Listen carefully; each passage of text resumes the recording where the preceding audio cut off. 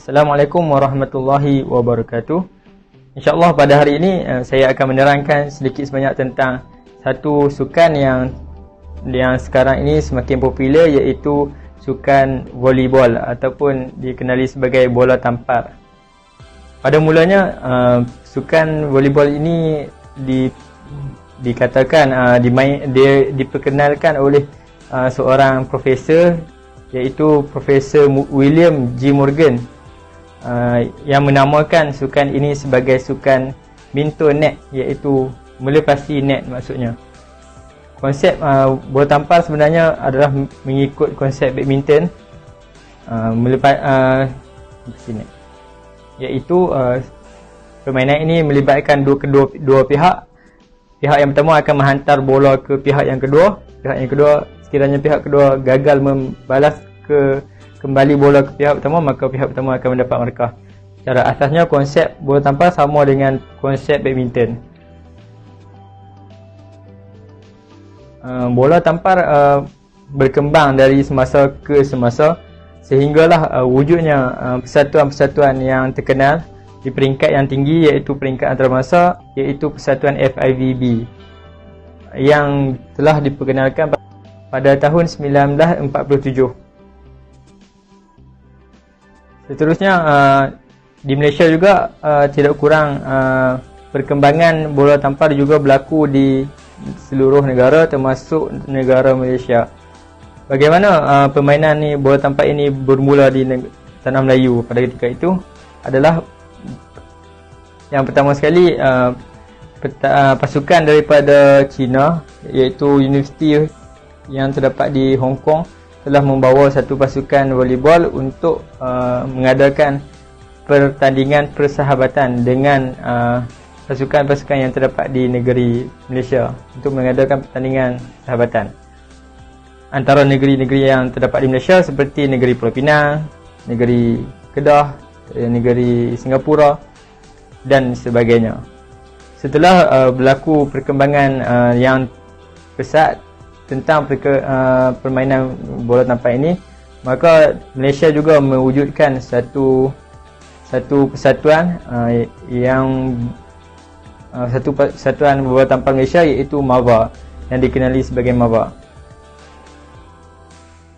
MAVA merupakan satu organisasi yang amat berpengaruh pada sekitar tahun 1990-an, kerana MAVA telah menganjurkan lebih banyak pertandingan bola tampar, sama ada di peringkat remaja ataupun di peringkat yang lebih tinggi. Antaranya adalah remaja C, remaja wanita Asia, bola tampar mini bawah 12 tahun, bola tandingan bawah 15 tahun, bola tampar pantai, liga bola tampar semi pro. Kejohanan-kejohanan ini mendapat sambutan ramai oleh rakyat Malaysia pada ketika itu, dan perkembangan ini berlaku semakin ramai orang mengenali pertandingan bola tampar ataupun sukan bola tampar itu sendiri. Jika anda ingin mencuba satu permainan yang baru, cubalah permainan bola tampar. Jika anda ingin belajar ataupun ingin tahu lebih lanjut tentang bola tampar, lihatlah video kami sehingga habis. Sekian, terima kasih. Saya hendak berkongsi tentang pengadil. Seperti kita tahu, dalam setiap permainan sukan seperti bola sepak, tenis dan pelbagai sukan-sukan yang lain, akan ada pengadilnya. Hal ini kerana pengadil bertujuan untuk menjaga dan mengawal permainan tersebut. Ini saya nak berkongsi tentang pengadil bola tampar. Dalam bola tampar, kita ada dua referee. Referee pertama dan referee kedua. Kedudukan referee pertama berada di hujung jaring di luar gelanggang, manakala kedudukan referee kedua berada berhadapan dengan referee pertama. Tugas referee pertama adalah mengawal permainan dari awal sampai akhir, yang mana keputusan referee pertama adalah muhtamad. Manakala referee kedua, tugas dia hanyalah untuk membantu referee pertama, dan dia perlulah mengawal skor dan mengawal masa juga. Dan referee kedua perlu menyemak posisi ataupun kedudukan para pemain bola tampar.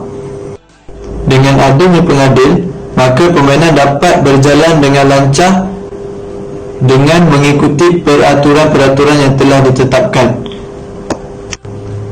Sekian, itu sahaja daripada saya tentang pengadil bola tampar. Terima kasih. Ingin menerangkan gaya-gaya dan isyarat pengadil dalam bola tampar. Yang pertama, pengadil bahagian atas. Untuk memulakan sesebuah perlawanan, pengadil haruslah mengangkat tangan kanan ataupun kiri mengikut pasukan mana yang melakukan servis. Contohnya pasukan di sebelah kanan melakukan servis, pengadil mengangkat tangan kanan dan membuat begini sambil meniup whistle. Itu untuk memulakan servis. Seterusnya, untuk masa hentian ataupun dalam bahasa Inggerisnya time out, kedua-dua pasukan harus memberhentikan permainan seketika. Semua ahli pasukan akan keluar gelanggang untuk berehat seketika. Dia punya isyarat macam ni, begini. Ini isyarat untuk masa hentian. Seterusnya, untuk mengakhiri set, pengadil menggunakan isyarat macam ni untuk mengakhiri sesebuah set. Bila sesebuah set sudah diakhiri, kedua-dua belah pemain harus menukar gelanggang, dan pengadil menggunakan isyarat begini untuk menukar gelanggang, sama ada tangan kanan di hadapan ataupun tangan kiri di hadapan untuk menukar gelanggang. Seterusnya, untuk pemain melakukan penggantian, pengadil akan menggunakan isyarat macam ni untuk melakukan penggantian. Seterusnya, dalam bola tampar terdapat banyak kesalahan. Antaranya ialah kesalahan mengadang. Kalau kesalahan mengadang, pengadil akan menggunakan isyarat macam ni. Itu untuk kesalahan menghadang. Seterusnya, jaring disentuh oleh pemain atau bola. Warahmatullahi wabarakatuh. Seterusnya kita pergi kepada peraturan-peraturan bola tampar. Pertandingan bola tampar dilaksanakan mengikut Undang-Undang Persatuan Bola Tampar Amatur Malaysia ataupun MAVA dan peraturan-peraturan Majlis Sukan Sekolah-Sekolah Malaysia MSSM. Umumnya kita mengetahui bahawa peraturan-peraturan bola tampar mempunyai 17 peraturan-peraturannya. Pertama, pertandingan bola tampar diadili oleh dua orang pengadil, iaitu pengadil pertama dan pengadil yang kedua. Yang kedua, setiap pasukan perlu terdiri daripada sekurang-kurangnya 6 orang pemain dan tidak melebihi 12 orang pemain yang berdaftar. Yang ketiga, servis hanya boleh dilakukan selepas pengadil pertama meniup whistle. Yang keempat, servis perlu dilakukan oleh setiap pemain mengikut giliran yang sah. Seterusnya, yang kelima, setiap pemain yang melakukan servis tidak dibenarkan untuk memijak garisan belakang. Yang keenam, setiap pemain boleh menyentuh bola hanya dengan sekali sentuhan sahaja dan pemain boleh menyentuh bola dengan mana-mana anggota badan. Ketujuh, setiap pasukan hanya boleh menyentuh atau memainkan bola dengan 3 sentuhan sebelum menghantar ke gelanggang pihak lawan. Pengiraan ini tidak termasuk dengan sentuhan bagi mengadang. Yang ke-8, mengadang hanya boleh dilakukan oleh pemain bahagian hadapan sahaja. Yang ke-9, pemain barisan belakang boleh menukar rejaman, tetapi mestilah di luar kawasan serangan.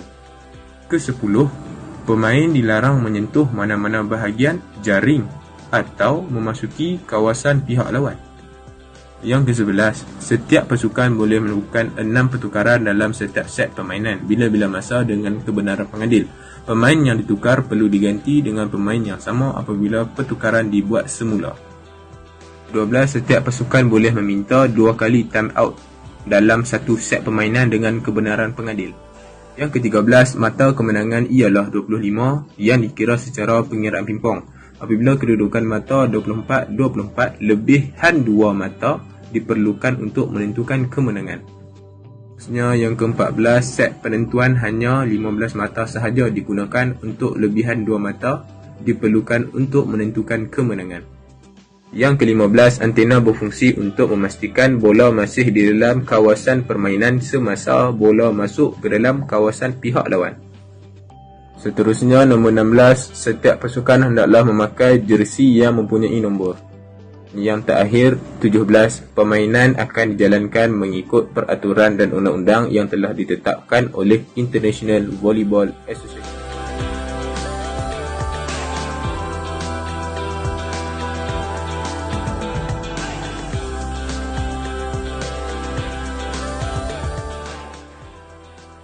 Assalamualaikum warahmatullahi wabarakatuh.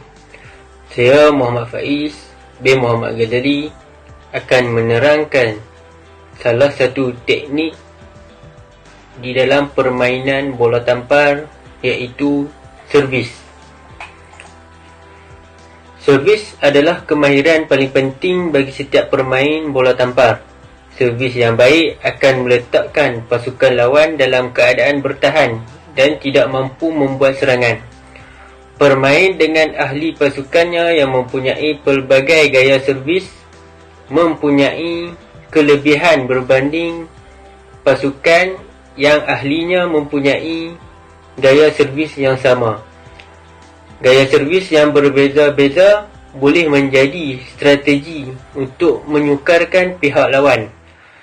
Servis merupakan satu teknik untuk memulakan permainan dan ia dilakukan daripada bahagian belakang luar gelanggang. Terdapat 5 jenis servis di dalam permainan bola tampar. Yang pertama, servis bawah. Yang kedua, servis atas. Yang ketiga, servis apungan. Yang keempat, servis lompat. Dan yang terakhir ialah servis kitaran. Semuanya 5. Mari kita lihat contoh-contoh servis di dalam bola tampar.